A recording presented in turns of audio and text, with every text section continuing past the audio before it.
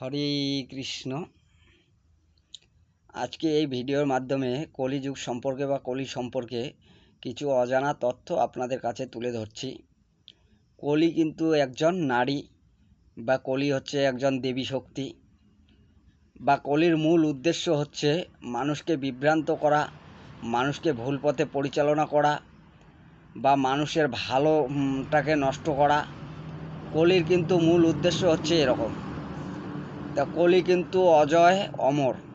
কলিকে কিন্তু কেউ মারতে পারবে না, বা কলির কিন্তু বিনাশ করতে পারবে না। কলির জন্য কিছু তার নির্দিষ্ট জায়গা রয়েছে। কলি কিন্তু সেই সমস্ত জায়গায় চিরস্থায়ী থাকবে।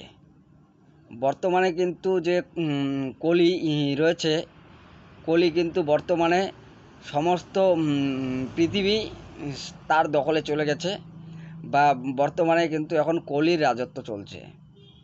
আমরা কিন্তু কলির রাজত্বের মধ্যে আছি।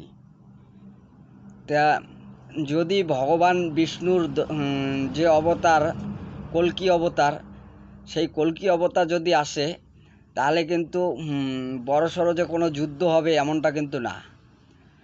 ভগবান বিষ্ণুর যে কল্কি অবতার আছে, সেই কল্কি অবতারের দ্বারা কিন্তু কলির যে লড়াই হবে এমনটাও কিন্তু না। কলি যে বিভ্রান্তকর মন্তব্য দিবে মানুষকে, বা মানুষকে যে বিভ্রান্ত করবে, সেই বিভ্রান্তের থেকে মানুষকে সঠিক পথে ফিরিয়ে নিয়ে আসা কলির হচ্ছে মূল উদ্দেশ্য। যারা কল্কি দেবের উপাসনা করছে, বা যারা কল্কি দেবের পূজা অর্চনা করছে, তারা কিন্তু এই জিনিসগুলো বুঝতে পারবে যে কলির মূল উদ্দেশ্য কী, আর কল্কি দেবের মূল উদ্দেশ্য কী। কল্কি দেব এসে কি করবে, আর কলি বা কি করছে। কলি কিন্তু বর্তমানে সে অধর্মের রাজত্ব করছে, বা বর্তমানে মানুষকে অধর্মের পথে বেশি করে উৎসাহিত করছে, বা মানুষকে বেশি বেশি করে অধর্মের পথে কিন্তু পরিচালনা করছে, বা এটাই হচ্ছে কলির মূল উদ্দেশ্য।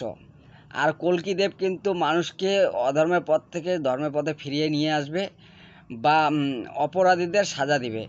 কিন্তু এই কলিযুগে কিন্তু বড়সড় কোনো যুদ্ধ বা লড়াই এরকম কোনো কিছু হবে না। আর যদি এটা হয়, তাহলে সাধারণ মানুষে মানুষে হবে, পরিবারে পরিবারে হবে, বা দেশে দেশে হবে। কিন্তু কলি আর কল্কির মধ্যে কোনো এই লড়াই যুদ্ধ হবে না। তো হরে কৃষ্ণ। আমার কথা যদি ভুল ত্রুটি হয় ক্ষমা করবেন।